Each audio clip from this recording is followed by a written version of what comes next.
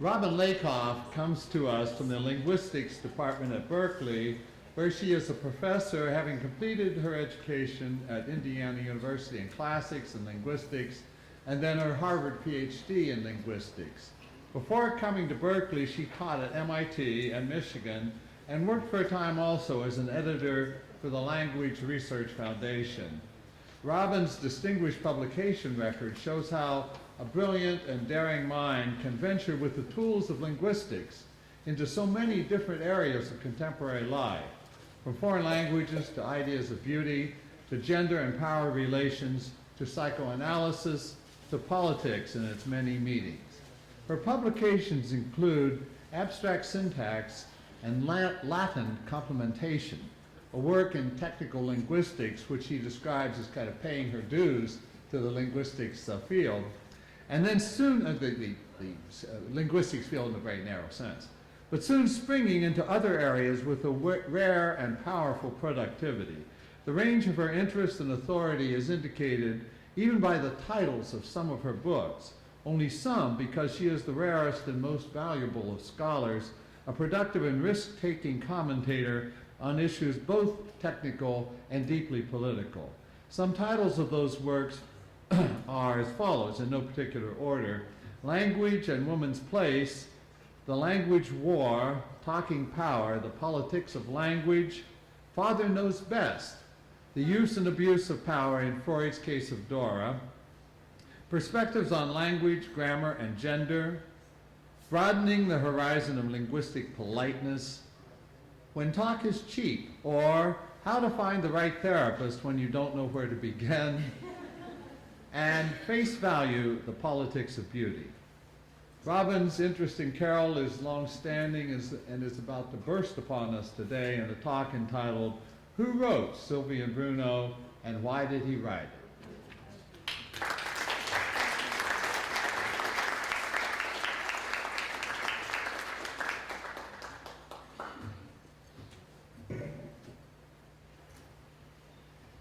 I want to start by saying how much I'm enjoying this conference, and I want to thank all of the organizers and everyone who has clearly put so much work and thought and pleasure and distress probably into it.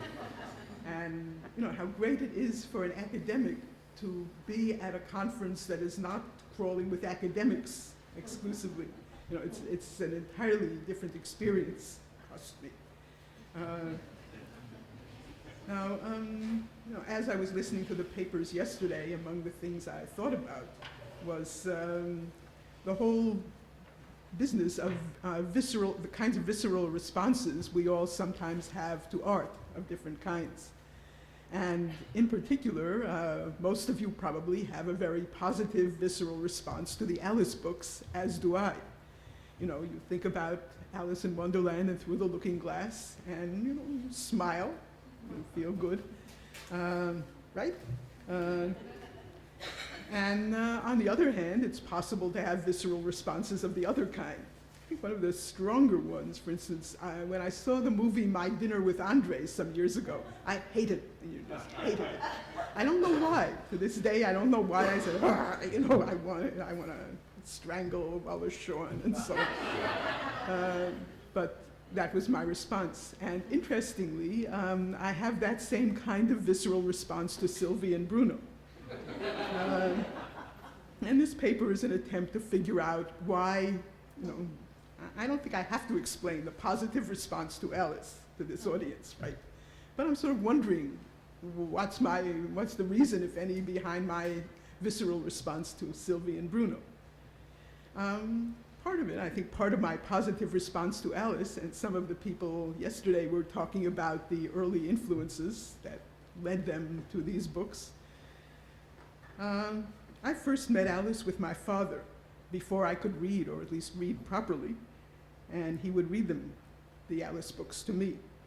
And later, the phrases and the ideas, the plot business in the Alice books sort of became the glue that in some ways kind of unified our family. We would just sort of throw phrases from those books at each other. And when I read Alice today, I still hear my father's voice. Maybe that's why I don't find the Alice books scary. And with that in mind, I want to address a question that's puzzled me for a long time. What's the connection, if any, between the Alice books and the Sylvie and Bruno books? In theory, and indeed in a literal sense, they were both written by the same person, Charles Dodgson, writing as Lewis Carroll. But in a more symbolic way, is that a correct understanding of the books' authorships and their connections with each other? And if not, how can we talk about it? So let me start by asking all of you a couple of questions. How many of you, raise your hands, how many of you, I'm going to try this in this audience, let's see what happens, have read the Alice books? Oh my goodness, I'm astonished. Keep your hands up if you have read both of them in total. Keep them up if you have read them more than once. Okay, I guess I'm not surprised. Okay, put your hands down. The second question, how many of you have read Sylvie and Bruno and Sylvie and Bruno Concluded? I'm not raising my hand. Keep your hands up if you have read both of them in total. No cheating. Keep your hands up if you have read them more than once. Of course, some of it is that the Alice book, Sylvie and Bruno books are twice as long as the Alice books, which figures in this, I think. But there was certainly a difference in the numbers of hands. Let's see, of those few of you who did still have your hands up, keep them up if you like Sylvie and Bruno better than Alice.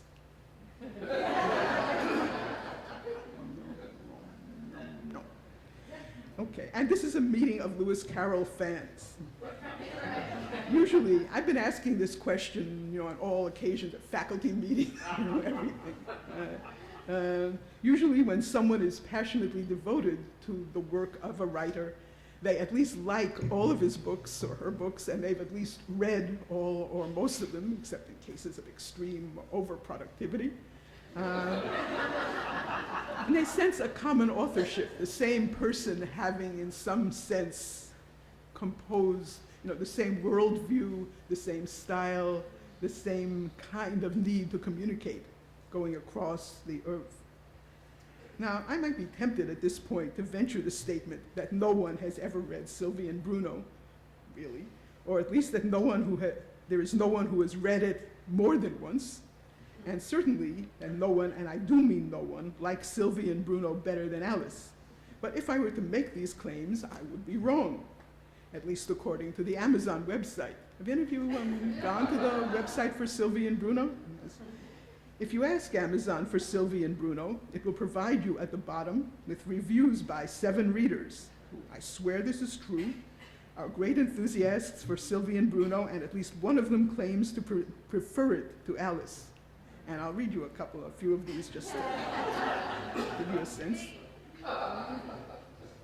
Okay, so first, let's see, and all of these get either 4 or 5 stars. You know that in the Amazon reviews, 5 stars is the most. 1, I guess, is the worst. Maybe there are 0 stars, I don't know. So here's 5 stars, a long-neglected masterpiece. This is from Jacques Coulardeau. It cannot be separated from the second part, Sylvie and Bruno Concluded. In this set of 2 novels, Lewis Carroll appears as what we rarely know about him. He is the prophet of modern literature. He constantly passes from real life to fairyland, from reality to imagination, from realism to moral depth. Many lines are intertwined in this tale, the story of Bruno and Sylvie, 2 delightful young fairy children, and so on. And it goes on at the end, this is quite long, a masterpiece that has mostly remained unknown or unrecognized. The second 4 stars are gold mine. This is from Inti Cristobal Santa Maria Bolaños, El Tejano Conjota, Texan with a J. It's interesting that the first 2, and the longest, and in some sense, some of the most enthusiastic remarks, are both people who are not native participants in English-speaking culture and are not native speakers of English. You may cogitate on what that means. When you begin to read this book, Inti says, together with its second part, Sylvie and Bruno Concluded, you must always remember what Lewis Carroll states in the preface, that the book was written putting together all sorts of bits of writing that the author has sketched and drafted here, so on. So it's an assorted bunch of funny, clever, and often deep pages. Even so, you might miss one of the charms of Alice's Adventures in Wonderland, the spontaneity, the straightforwardness. This is very much the opposite situation, a book that was written slowly, painstakingly constructing the main thoughts, the main body of the story. And it goes on. This is certainly the end. This is certainly not the best book to begin to read Carol, but it's a pity it's not even half as popular as the Alice books. It's really worth reading. It's like delving deep into the gold mine of the brain and the heart of a genius. Let's see. So I don't know if these are matching no, your impressions. Where's the one I'm looking for? Oh, here. This is from Abigail Dry, or Abigail Dree, all one word. There is nothing disappointing about Sylvie and Bruno, start nothing. It is not anything like Alice. It surpasses Alice in every way. This book is filled with a goodness that just can't help itself. I agree with that. And while it can be silly at times and crazy at others, in the end it brings me to tears every time. It is noble and honest, and the characters steal your heart. Not all of life is suffering, and this book is about that. It would really encourage you to pick it up, and so on.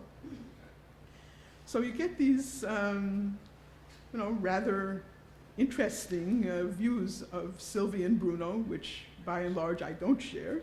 It's sort of interesting. So it's possible then to love Sylvie and Bruno, and understanding that may help us to understand other kinds of responses, like the re-election of the current administration. But I still think it's fair, maybe in both cases, to say that the great majority of readers of Carol reserve their real enthusiasm for Alice and perhaps the third member of the Carolian trilogy, The Hunting of the Snark. I think we can identify the Snark comfortably as Carolian, very much in the same spirit as Alice. But Sylvie and Bruno strikes me as quite different in style and content, and indeed different in a disturbing way. It seems to have no niche, even as Alice occupies several niches: children's book, adult sci-fi, fantasy, political satire, proto-psychoanalysis, proto-logic, proto-linguistics, and much more. While Sylvie and Bruno attempts to fit into some of these slots, it seems to me that it does so very heavy-handedly, and more often than not misses the mark. For one thing, unlike Alice, which can function for at least some children as a children's book, Sylvie and Bruno doesn't seem to have anything in it that would appeal to normal children, Victorian or contemporary, quite the reverse. A little boy who always speaks in baby talk, and by the way, ungrammatical baby talk, incorrect baby talk, which would not work for any child I know, long meditations on death, religion, and politics, the latter often deeply ironic, a lot about idealized and romantic love, and a child heroine who is revoltingly perfect. Why would a man with both a need to appeal somehow to little girls and a demonstrated ability to do so have written Sylvie and Bruno, of whom even its author remarked, as Morton Cohen points out, that it was not entirely suitable for children? What happened to the author of Alice when many years later he revived the Carol persona in order to produce Sylvie? So the Alice books were written and published by the early 1870s, and the Snark followed soon after. Sylvie and Bruno was published in 1889. So, there was a long period where no Lewis Carroll was present. Although we know that the books were published under the name of Lewis Carroll, is that really all we need to know? And is it in fact a truly correct attribution?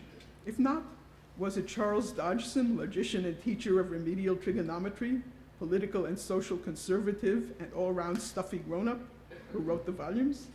In raising the question, I also want to explore one hiding beneath it. Why do authors write pseudonymously? Why do they create the particular pseudonyms they do? Are pseudonymous authors different in significant ways from their real name counterparts? And here I was trying to think, what's the opposite of pseudonym? Well, I was a classicist once, so I thought of the name alethenym. Pseud is false, aletheis is true, and I think it's an interesting fact that we don't have that word. We have one and not the other. But you know, now Lewis Carroll isn't the only guy who can make up words. But what ultimately do we understand by the idea of authorial identity across a body of text, or non-identity? So in the rest of this paper, I want to consider the topics that I've raised in my preceding remarks. So in what way are Sylvie and Bruno Concluded different from the Alice books in style and content?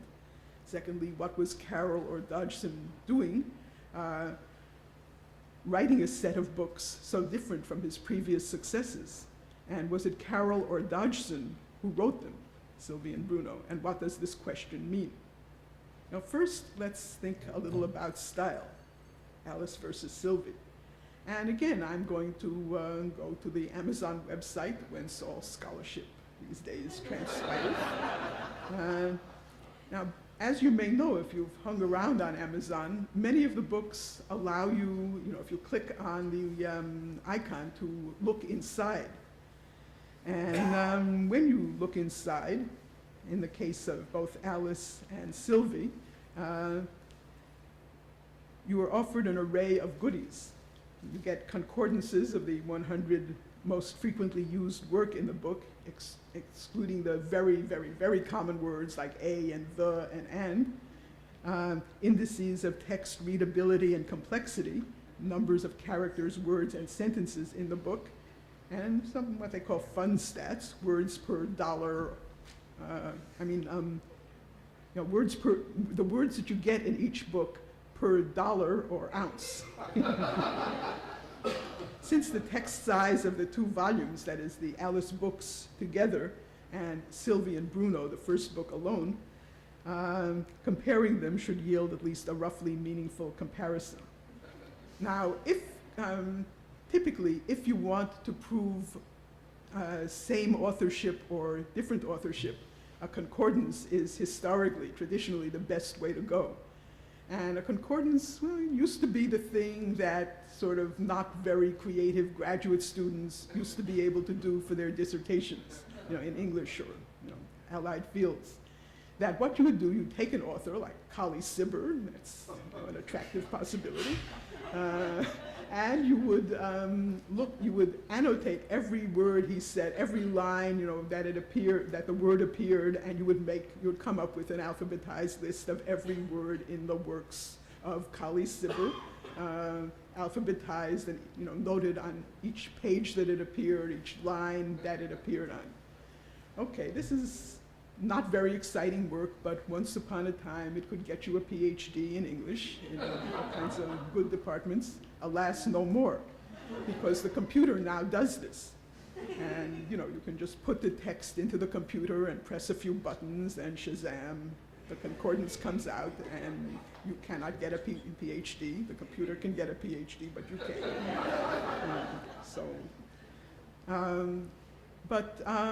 More recently, concordances, again, often, most typically with the aid of computers, have been used to do some interesting kinds of authorial investigation.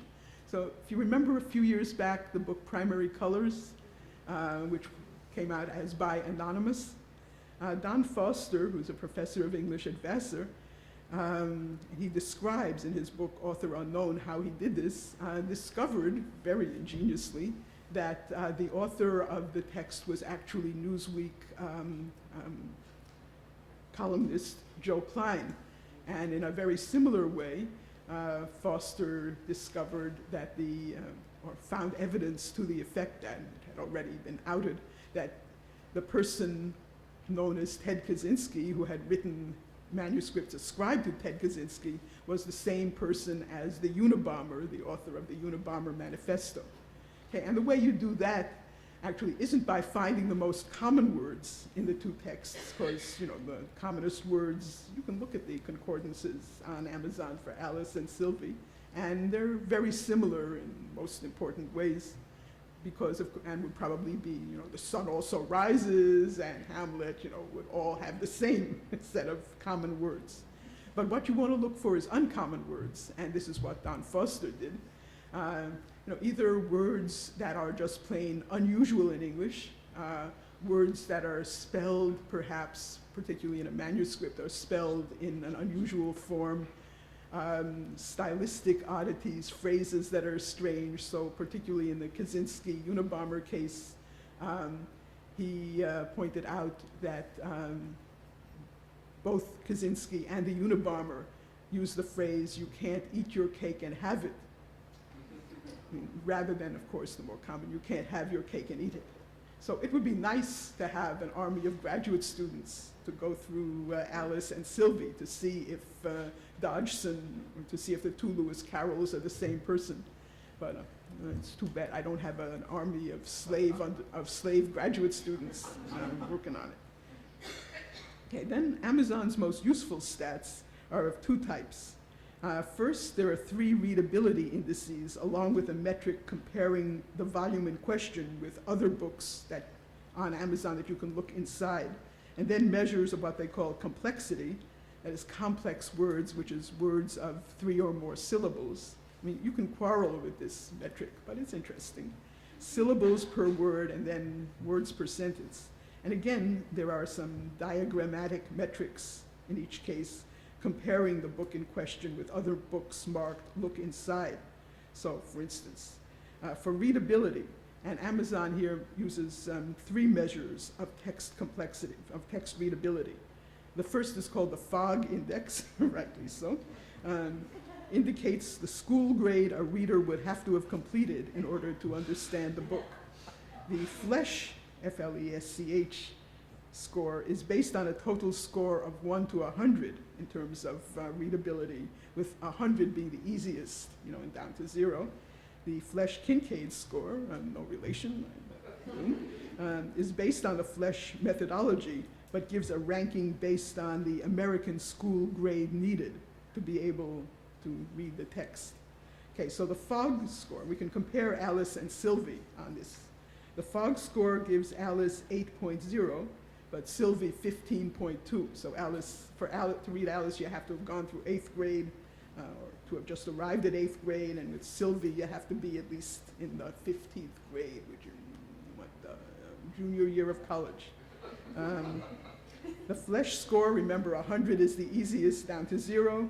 Alice 76.3, Sylvie 54.6, considerable drop.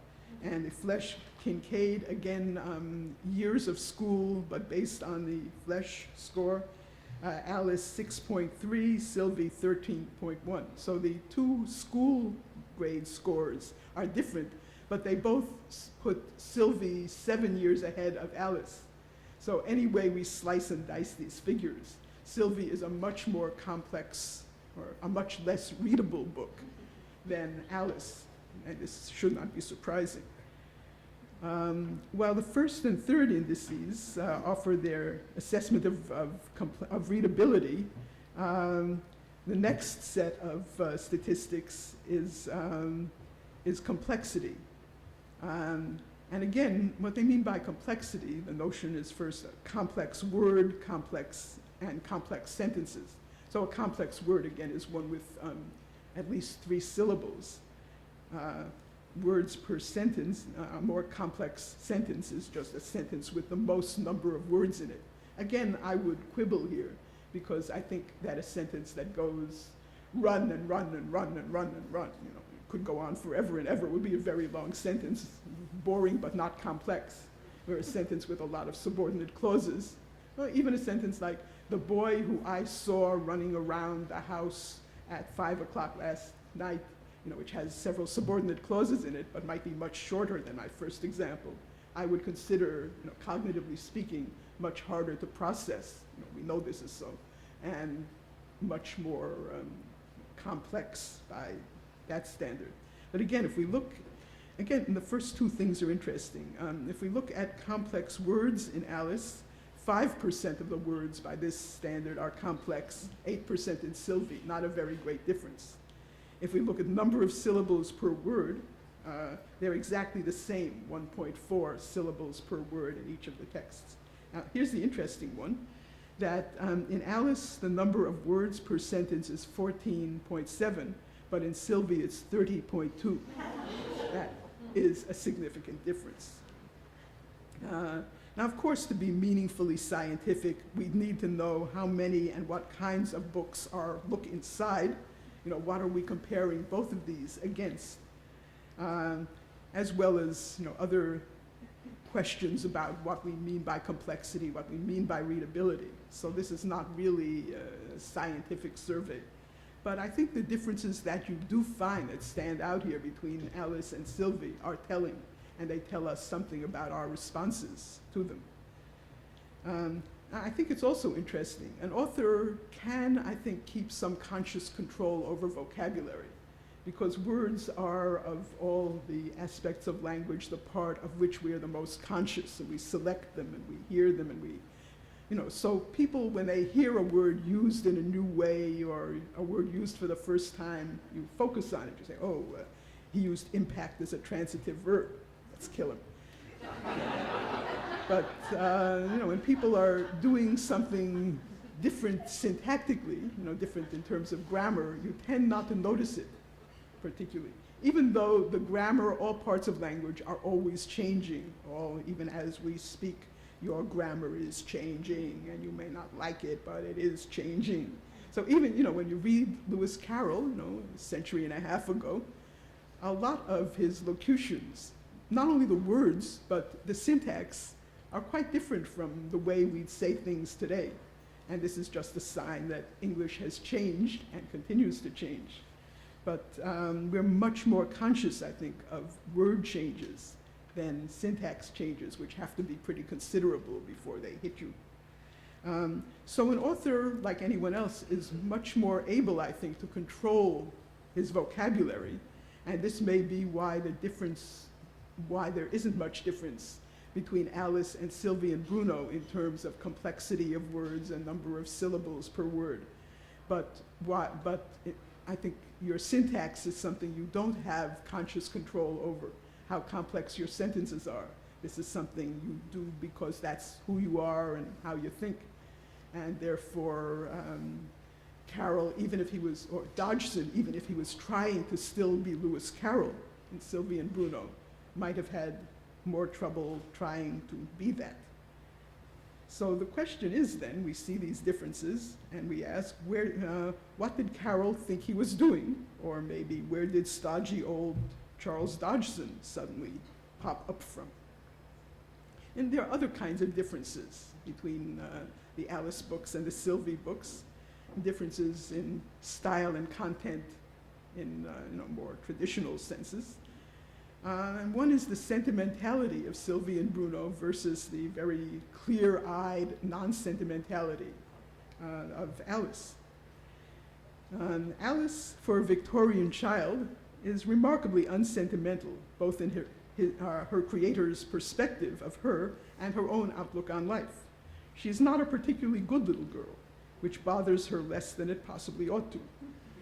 Carroll, with a certain girl child and her contrary ways in mind, is not above pointing out to his hearers and readers some of his friends' character flaws. She's impolitic. She manages to insult practically all the animals in the pool of tears. In fact, she manages to insult almost anybody who's smaller and weaker than she is. Well, she has larger models. She makes excuses for her incompetence as long as she can. So when she's gotten large, she can make excuses.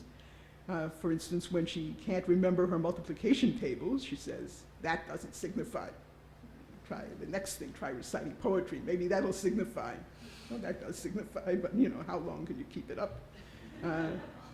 She's unkind to animals. She kicks Bill the lizard up the chimney and dips him in the inkwell.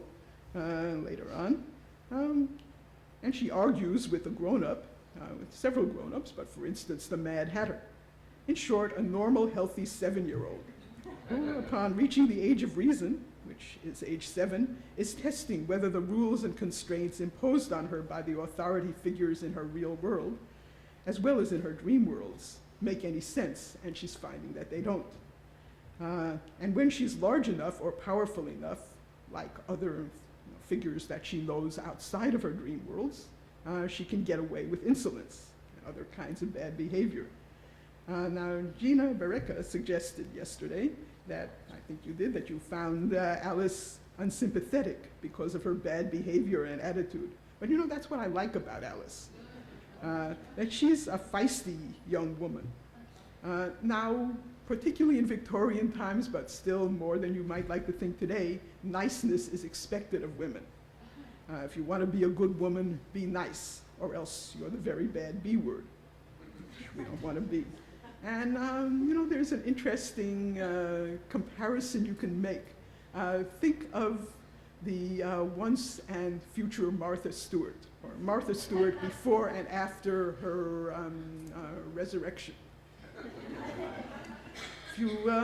How many people like Martha Stewart? How many people used to like Martha Stewart before the prison experience?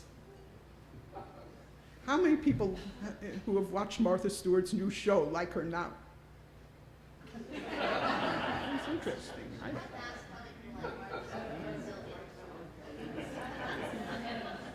That's the comparison.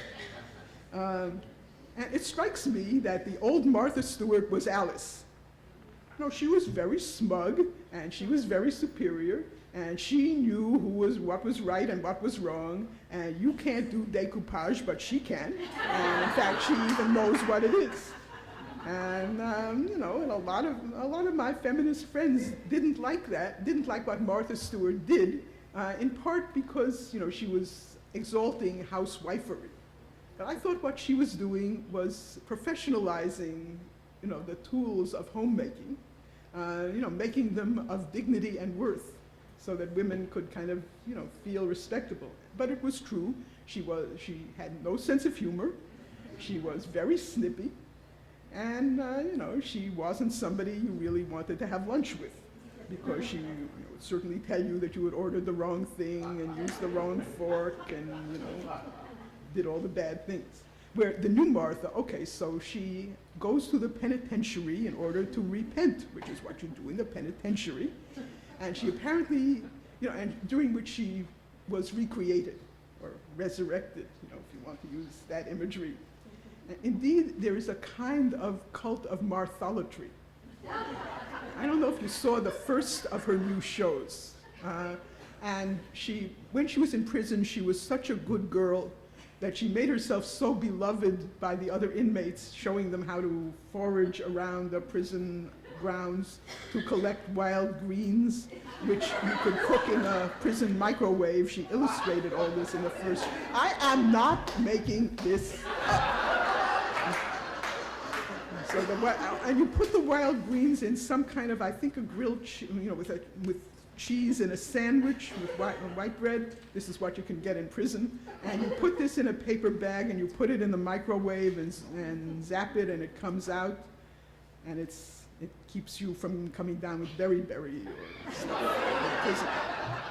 So they all appreciated her efforts so much that at the end, one of them knitted a poncho for her. And she has taken this as a kind of iconic symbol. Okay, so in Christianity, you know, the cross is originally, you know, it's used for torture and pain and killing and debasement, because it was, you know, something that only, you know, the lowest class of people could get crucified. And Christians turned it into a triumphant symbol of, you know, they reclaimed it, you know, as a kind of, you know, they resurrected the cross as a signal of, you know, superiority. And Martha, in the same way, takes her prison experience, exemplified by the poncho, which she gave out an identical poncho to each member of the audience in the first show, you know, as if you were giving out the cross to new communicants.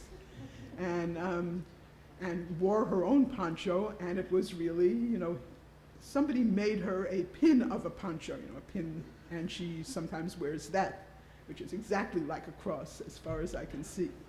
So the new Martha, you know, has been resurrected, but she's a different Martha, and she is pure, but she is nice. That's what she is. She is nice and cheerful and complimentary, and, you know, she's always saying to her guests, "Oh, isn't that wonderful? And I love your new CD." No, she doesn't. She hates it.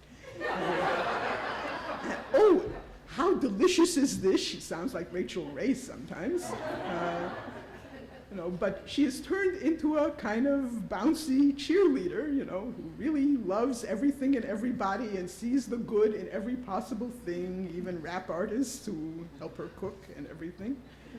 And yes, I think that if the old Martha was the grown-up Alice in many ways, the new Martha is, supposing Sylvie and Bruno, the Sylvie of Sylvie and Bruno were with us. So, it's true then that, and it makes sense that the Alice books are remarkably free of sentimentality, which is not to say they're totally free of sentimentality, because certainly the poems that bracket the volumes are quite, sentimental and sticky. And there are occasional passages in the Alice books where Carol, I think, is getting a little too hot and heavy. There's one here, so you'll probably recognize this as from the chapter in Through the Looking Glass, Wool and Water. And she and the sheep are rowing through the waters, to pick rushes. So the boat was left to drift down the stream as it would, till it glided gently in among the waving rushes. And then the little sleeves were carefully rolled up, and the little arms were plunged in elbow deep, as she bent over the side of the boat with just the ends of her tangled hair dipping into the water, while with bright, eager eyes she caught at one bunch after another of the darling scented rushes. Okay, and I think this is kind of a lapse in Carol's and Alice's usual if not cynicism, at least, clear-eyed view of the world.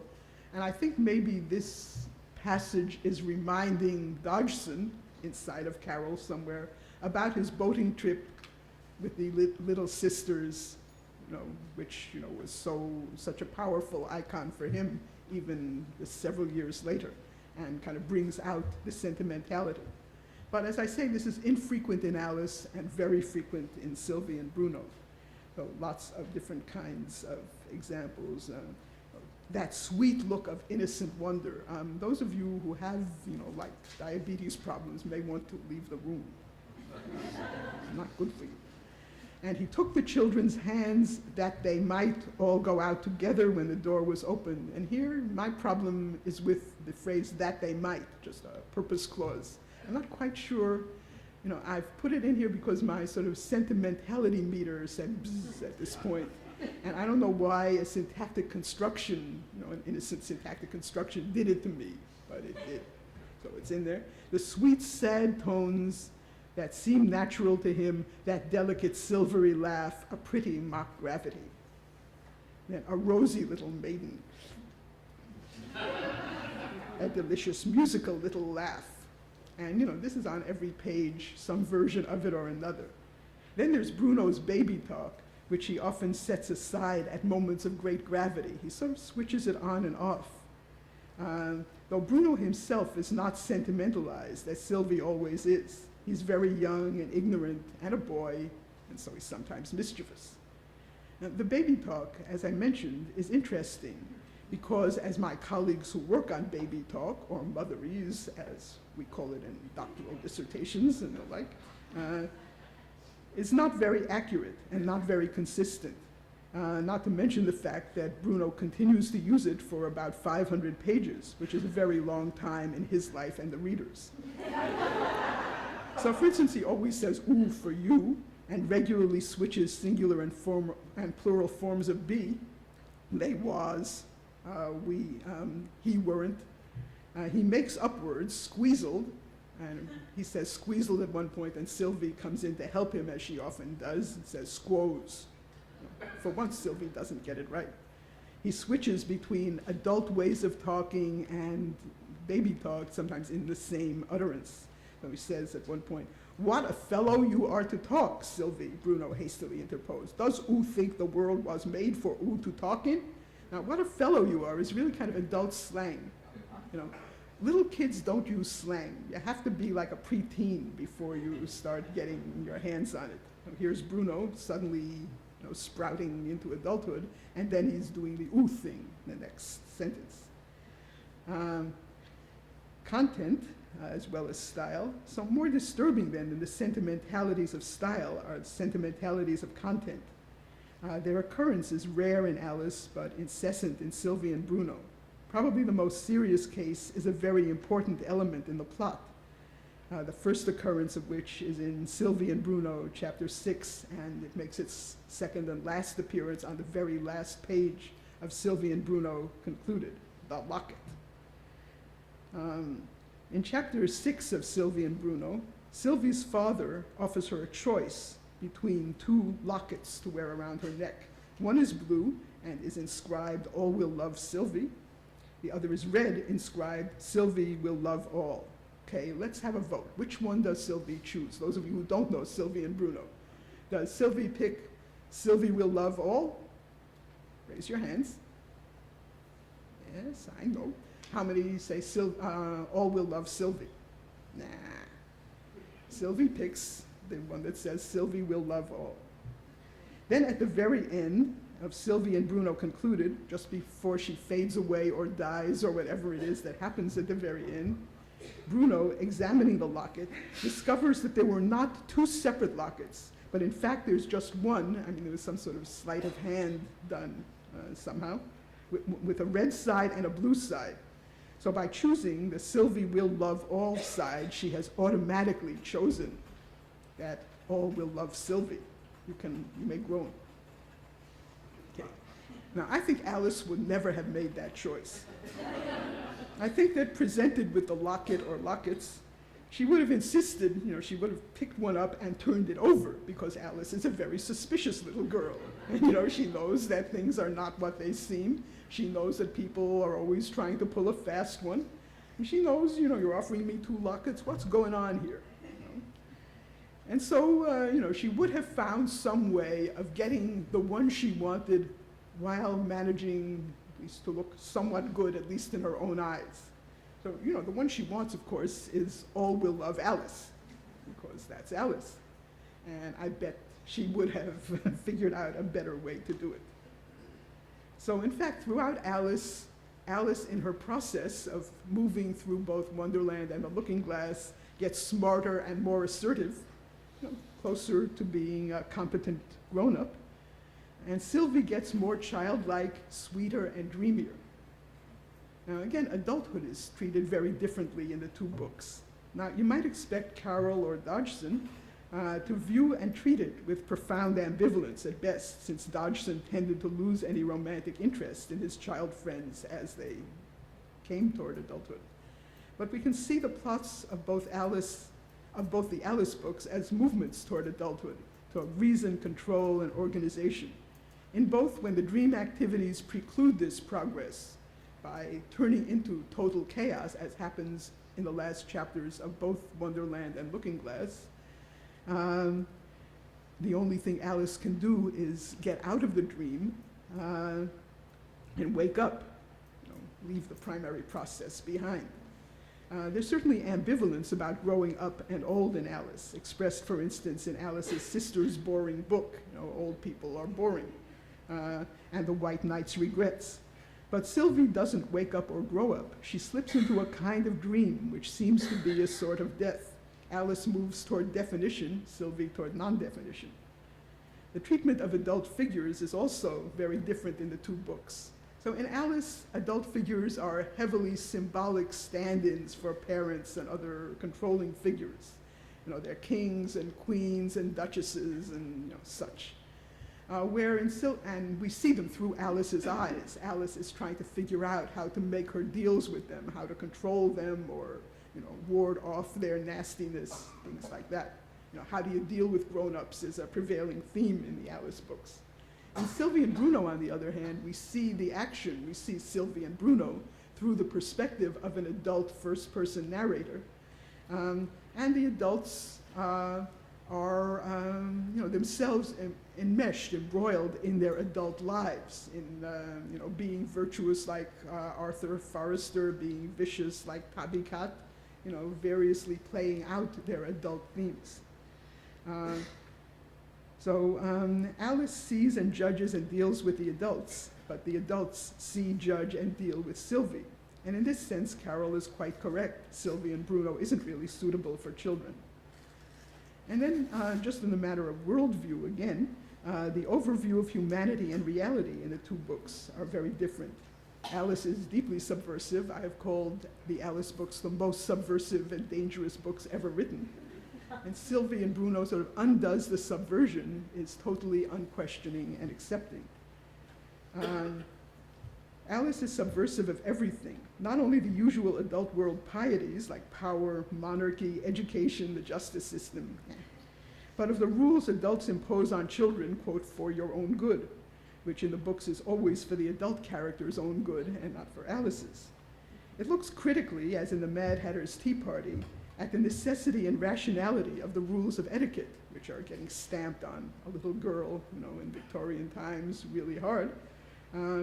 So the Mad Hatter says to Alice, who's making personal remarks now? The Hatter asked, remember the adjective here? Hatter asked triumphantly. Now, what does triumphantly mean other than that etiquette is a game and someone's gonna win? Namely, the Hatter. It questions the logic of language and language authorities, like Humpty Dumpty. In short, Alice deconstructs everything we humans use to construct ourselves as intelligent, rational, civilized, and articulate. The mad characters either make as much sense as the sane people in Alice's real world, or get away with nonsense because they can, not too differently from a lot of people in Alice's real world. The grown-ups in Alice are never people she can trust. They're crazy, power mad, or incompetent. Perhaps Carol is suggesting that it's better not to grow up, since Alice is the only sensible person in Wonderland or on the other side of the looking glass. And of course, Dodgson would prefer it that way. Sylvie and Bruno, on the other hand, is anti-subversive, essentially accepting the values of religion, morality, and logic that we all want to live with, encouraging their acceptance by his readers. While there are characters who hypocritically misuse these values, the values themselves are espoused and demonstrated ad nauseum by the good characters, who have, unlike Alice, few if any flaws of character. Now, I've sometimes been told when I talk about Alice to adult, unemotional, scholarly types, that as children they found the book scary and not in a good sense. Disney, of course, de-scarified Alice and unsubverted it, painted a very, technicolor picture of Alice, where Alice is very black and white. Ken will show it perfectly clearly. Since, as I said, I never found Alice scary myself, I'm not sure what makes it so for those who do. And I suspect maybe it's the subversion, that a child, who is at the age where you're first given Alice, is also at the age when you're trying desperately to make sense of the world, the age of reason. And the chaos, the deliberate facing against, the questioning of what you're being told, what you're told makes sense, how you're told to be a good child. This could be very scary because there's nothing put against it, no alternative, no other model. Now, Sylvie, of course, has none of these problems, but that makes it, rather than scary, dreary. Sylvie tells children what adults want them to hear, and have already told them a zillion times. Children need Alice, whether they like it or not. They don't need Sylvie, so they won't read it. And although I don't, as I say, find Alice scary, Sylvie and Bruno scares me. And thinking about Professor Polimas's paper yesterday, I think I know why. Sylvie and Bruno, it struck me, is Christian kitsch. Now, you remember what kitsch is. Kitsch was sort of developed to its fullest by the Nazis as a kind of justifying sentimentality, that it's a perfect thing for propaganda because it allows you to use, to react in a purely emotional and rather childlike emotional way, circumventing thought. The perfect example of kitsch maybe is the song that was incredibly popular among the Nazis, Lily Marlene. But there's, every form of art and literature produced during that period under the Third Reich, there is kitsch. So kitsch is, this kind of deliberate sentimentalizing, and I think Sylvie and Bruno, to me, as I read it, it illustrates that. It feels like that. Now, as an outsider, I'm troubled by Christian kitsch. I might not have had so strong a reaction to it 6 years ago, but now it's all around us, and it scares me. Now, I'm not quite ready to say that Sylvie and Bruno is the road to Auschwitz, but I am willing to say at least Sylvie and Bruno is the road to Terry Schiavo. That's scary. Okay, so coming to the end here, who wrote Sylvie and Bruno and why? The Alice books pretty clearly are written by someone with both a fondness for children, these little girls, and a pretty good idea of what they're like and what kinds of stories they like to read and hear. They were vetted with actual child friends and met with great preliminary approval. Alice and her sisters saw themselves in the heroine or saw someone they wanted to emulate. Alice sees the world as a child might see it, a smart and subversive child who doesn't take a lot of guff and isn't enthralled by the behavior of her adult role models. We can even see Alice as a proto-feminist work. It's, after all, about the possibility and desirability of being a smart, independent, and intrepid little girl, and not nice. The Charles Dodgson we know, for instance through Morton Cohen's biography, isn't a man who really approves of a lot of that. He is, we know, very ambivalent about the higher education of girls. He doesn't like grown-up ladies too much, or at least not too many of them. He's politically conservative, an admirer of the Queen and her family, and devoutly religious. His writing under his own name is stodgy, while Lewis Carroll was prescient in so many ways, foreseeing many of the issues of interest to us today, and seeing the world in pretty much a postmodern way, anticipating Freud, Wittgenstein, and Einstein as well. Charles Dodgson, the formal logician and remedial math teacher, is none of these things. Only as Lewis Carroll could Dodgson see the world in a postmodern, non-deterministic, and subversive way, and indeed in an unconventionally logical way. Now, as you know, Dodgson constructed his alter ego by turning around, by reversing his first and middle names and translating them variously into and out of English. So Lewis is his middle name Lutwidge, which is German more or less, and he translates it into the English Lewis and puts it first. Carroll is Charles, translated into English, and put second. By this reversal, he allows a reversal of persona and personality. By translating into English, he hides himself in plain sight.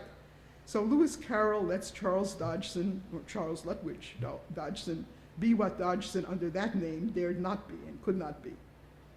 But Lewis Carroll appears on the title page of Sylvie and Bruno. How literally should we take that? I think not very. The writer of Sylvie and Bruno needed to represent himself as Lewis Carroll because it was Lewis Carroll, not Charles Dodgson, who wrote fictional fantasy. Charles Dodgson was the scholar who wrote treatises on formal logic and the teaching of mathematics. We know that Dodgson didn't like to be addressed as Mr. Carroll. He needed to keep the personae distinct. Perhaps deep down, he didn't like Mr. Carroll unequivocally, though Carroll allowed Dodgson to express things that Dodgson, qua Dodgson, dared not express. But the writer of Sylvie and Bruno was not Lewis Carroll. He just borrowed the name because it went with the genre. The writer of Sylvie and Bruno conforms in personality, and I would venture style, I have not read Dodgson's scholarly works, to Charles Dodgson rather than to Lewis Carroll. It's a kind of anti-plagiarism. Dodgson attributes his work to the other man, to Carroll, but he's the real writer of Sylvie and Bruno. Now, writers use pseudonyms for a number of reasons. A lot of genre writers, mystery, romance, people who are extremely productive, sometimes use pseudonyms to avoid giving the impression that they are too prolific. And, sometimes when they write outside their specialty, they use pseudonyms. These are practical reasons, not requiring deep psychological explanations. Other writers use pseudonyms for political reasons. Their writings are likely to get them into genuine trouble if their author's identity is known. Again, we don't have to look to psychoanalysis to explain such decisions. Some writers of children's books adopt pseudonyms that are likely to appeal to children. Think of Dr. Seuss, of course. Maybe William Shakespeare, is pseudonymous for someone whose reputation could be blackened by association with the grubby work of the playwright in Elizabethan times, the Earl of Oxford, Francis Bacon, Queen Elizabeth, one of the people who is sometimes claimed to have been Shakespeare or vice versa. Or someone who needed a front for political reasons. Christopher Marlowe is sometimes considered to be really Shakespeare or vice versa. And again, we can understand the reasons for doing this without going too deep. In the past, women have adopted male names to write under, like the Brontes or George Eliot. And here too, socio-historical reasons are all we need to explain the choice. But Dodgson's creation of the Lewis Carroll persona is not like any of these. He used Lewis Carroll to enable him to put on a costume, adopt a completely reversed worldview, a persona as antithetical to his own as the form of his pseudonym was to his real name. It let him see the world as a child rather than as a responsible and dutiful Victorian adult. It let him do all kinds of dangerous things, while Dodgson longed to do just one dangerous thing, but could not express it even to himself. But becoming and being Lewis Carroll would have been very frightening to a man who needed, maybe even more than the average Victorian, to be and appear totally conventional, safely stodgy, and admirably pious. It was something Charles Dodgson could venture to do only very rarely, in the two Alice books and in The Hunting of the Snark. And when he was doing this work, he had either the actualities or the recent memories of the child friends for whom they were written in mind. So it was possible for him to sustain this persona, the one they knew him by. By the late 1880s, things were different. He was older, he was sadder. Life had in many ways passed him by. Most of his child friends were married or otherwise out of reach, and the fantasy of actual marriage with any of them was totally out of the picture. It was impossible for Dodgson to be Carroll anymore. Carroll had ceased to exist for him. He borrowed Carroll's name because Lewis Carroll was the writer of children's books or fiction, but put it on a work unmistakably written by Charles Dodgson. We can understand Sylvie and Bruno only if we see it as Charles Dodgson's necessary creation. Thank you. To make your point that Sylvie and Bruno was written by Dodgson, wouldn't you need to do your Amazon goodies with Dodson's mathematics and logic text rather than Alice? I think not, because, that would be another thing you could do. But all I was trying to do was really just contrast, the Lewis Carrolls of the two books, of those two books. But, and I think you sort of come up with, I guess what I'm really saying is the Lewis Carroll of Sylvie and Bruno is not the Lewis Carroll of Alice. And it still leaves open the question of who is the second Lewis Carroll. And all we seem to have around is Dodgson, unless you want to suggest that Ted Kaczynski. And, they're both mathematicians. You never know. Subversive is subversive. Watch out for these guys. Yeah. Did you know that our most subversive filmmaker, Tim Burton's filming Alice right now? Oh, really? Oh, that should be great. Oh, wow. That's definitely going to be well worth seeing. Scary, though. Yeah. I just wanted to suggest really quick that actually, I think your point about him being split is valid, but saying that there was the writer of children's books on the one hand and the mathematician on the other, it's a bit simple, because actually his mathematics is also split, and many other Yes. parts of what he did, they're all split down Yeah. the middle. So Right. some of his mathematics is very playful, Yes. and some is not. Yeah. So, a very complicated guy in lots of ways, as are we all, I suppose. Yeah. I was thinking back to the letter to the St. James's Gazette that Bob was posting yesterday, which responding to the Making Tribute on Babylon scandal series in the Paramount Gazette says 1885. When I was looking at that, I was very interested that he does use the name Lewis Carroll as his sign-off there, obviously wanting to work with his celebrity, but I think one could argue that that is a Charles Dodgson language too. Yeah. Clearly, Some, he knows when he wants to use that sort of, name. you can play with it, you can make use of it, but, at the same time, we know that when people would confront the real Charles Dodgson and call him Mr. Carroll, he didn't like that at all. And yet you wonder how much he didn't, well, I don't know. We must not psychoanalyze. It's tempting, but we must not. Are you familiar with the story of Sylvie and Bruno and the Camilla publication? No. They essentially deconstructed it. They took out all the romantic stuff and just had Sylvie and Bruno. What's left? I would wonder, that might be a more interesting comparison in your Amazon metrics with Alice, because I think they come out very much the same. You mean in terms of the sentence structure thing? I wonder. We can't, without the army of graduate students, we can't do it, because Amazon doesn't have that, I don't think. Look inside thing. Yes. Thank you for an interesting talk. In my recollections of Alice in Wonderland, I don't think of anything to take issue with your characterization of her as a very matter-of-fact and quite unsympathetic person. But when I think of Through the Looking Glass, I come up with several countervailing instances. I think of Alice being concerned about the disarray of, I think, the Red Queen's dress. White and Queen's. taking care of her. I think of Alice feeling real concern about Humpty Dumpty on the wall, the likelihood he's going to fall. And I remember a real sympathy from Alice to the White Knight. Yes, They yeah. come along together. So, sure, she can feel sympathy. And of course, Alice is, 6 months older in Looking Glass, because it's winter, it's November, where Alice in Wonderland is July. And, you go through a lot. Having reached the age of reason, the next thing is you begin to empathize, you feel sympathy. But how do you But, see this contrast in terms of Lewis Carroll's authorship of the two? I don't know the time separation between, was it 6 months? Not in writing, but Yeah, just in in the, let's see, Alice in Wonderland was 1864, Through the Looking Glass was 70 or 71. So and remember that the horrible break with the Littles and with Alice in particular occurred, just as Alice was being published in 1864.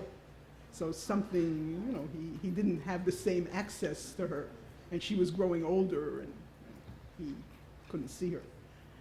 Yeah. I love the point about the adults, and I've been thinking a lot too about the absence of adults and adult values in the Alice books. And I too see a difference between the two Alice books. I think it would be fun to tease them apart a little bit. But I wanted to ask a little about subversiveness. And I was struck by the instance of the trial. And you say this is a satire on the judicial system. And in some ways it is, but when you have a little girl asserting with absolute clarity that sentence first and evidence afterwards is wrong, there's another way in which the trial becomes a model of how you do things right. And I wonder, just in general, but really in these Alice books, how much turning a world upside down doesn't then allow you to turn it right side up at the end and say, but our world is better after all, because, damn it, we know how to have a trial in Britain. So how finally do we read that upside down motion? Aren't adult values or grown-up values in some ways made clearer to us by the end by never being spoken by a reasonable person for 100 and some pages? Yes and no. It's always the good answer. I thought so myself. But I think they're very, certainly even today, even with court TV, even with, a whole bunch of, of celebrity trials that turn out in peculiar ways, we still have a kind of reverence for the way our justice system works. We still believe in it, at least most of us, some of the time, do. And I think you can't really read Alice in Wonderland intelligently and not be forced to question, what exactly, it's not just that the jury is made up of a bunch of lizards and mice and stuff, which may explain some things. But it's, the whole notion of sentence first, verdict after, the use of the evidence, that totally decontextualized poem, They Told Me You Had Been to Her and Mentioned Me to Him, which, by the way, I think is much more true nonsense than Jabberwocky is. you know, because Jabberwocky, certainly after the first stanza, which Humpty Dumpty glosses, is perfectly intelligible. There's really no problem. This is not understandable at all. And if you say this is what we take seriously, or someone might take seriously as a verdict in somebody's judicial system, well, you know, you might get a little disturbed. So I think, yes, it's probably true that someone could read Alice and say, oh yes, but this is just a child's dream. But we know that the real world is altogether different from that. But I'm not so sure that you can do that and, you know, comfortably and not come back to saying, but is it really all that different? Because I can understand it. I can understand the parody. I can understand what he's getting at. And yeah, yes and no, it's not the same, but it's not so different.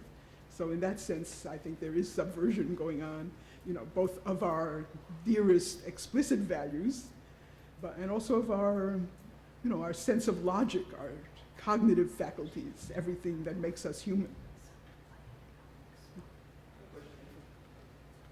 Pretty much the idea of artists as you grow older becoming more and more sentimental is like kind of a constant, right? Look at George Lucas or something as an example. But do you feel like this was an example of that traditional, that typical, or was it something very specific to Lewis Carroll in terms of kind of more sentimental over time? It's, again, an interesting question, and the problem is you can't what you'd like is a steady progression of Lewis Carroll works, so that you could see, you know, you could put it into the sentimentometer and, you know, see him getting, you know, more and more so by degrees. But instead, all you have is, you know, this first set of books finished by about 1870, and then you have, you know, almost about a 20-year hiatus, and then you have these new works.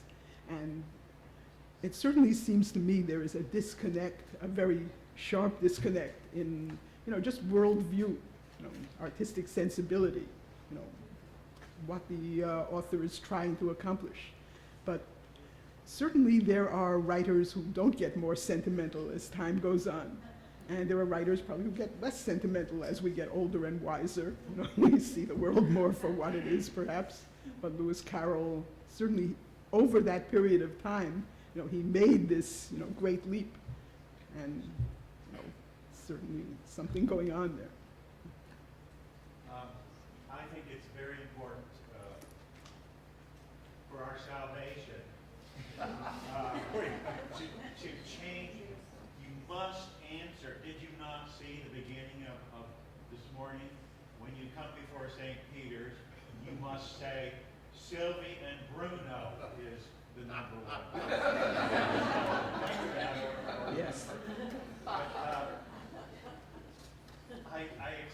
I love your term Christian kitsch, and I think it's just right.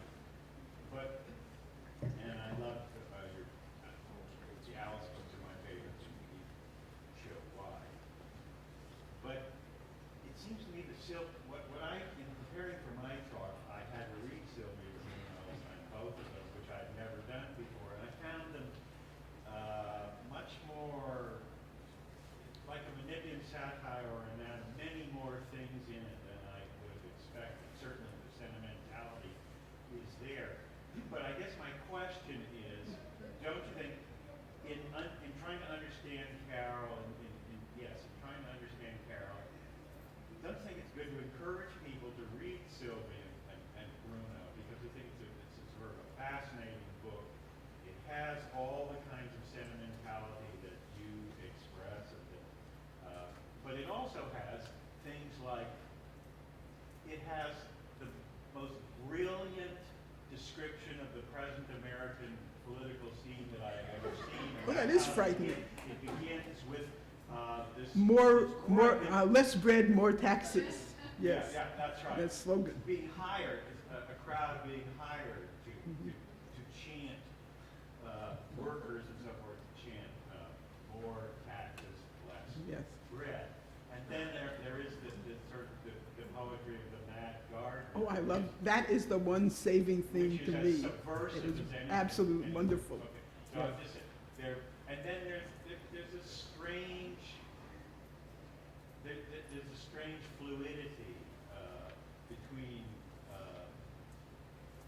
adults and children. There are many interesting things in it that drew people like Joyce to it. So I'm just saying, you're probably right in your total assessment of the book, and yet it seems to me much more fascinating, much more interesting than I had thought of. And so, Yeah, I think I really should try again. But certainly everybody, the trouble with the Mad Gardener's song is that it's interspersed among the 500 pages. You know, the Mad Gardener keeps showing up, but it is wonderful if you can sort of excerpt it. He thought he saw a rattlesnake that questioned him in Greek. He looked again and found it was, see, I can recite poetry. He looked again and found it was the middle of next week. The one thing I regret, he said, is that it cannot speak. I mean, and several more stanzas like that, utterly wonderful. So do read that. Thank you.